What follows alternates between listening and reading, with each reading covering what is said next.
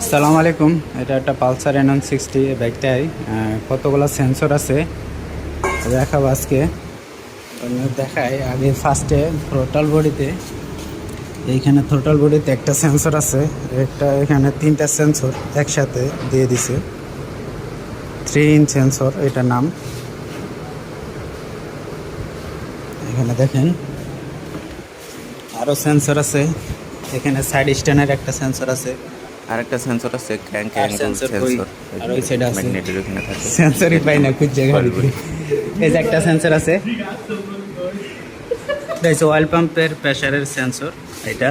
আর এটা হচ্ছে heater sensor, temperature sensor. এখানে আরেকটা সেন্সর আছে, আর অক্সিজেন সেন্সর ওই যে ওইটা সাইলেন্সার, এটা অক্সিজেন সেন্সর।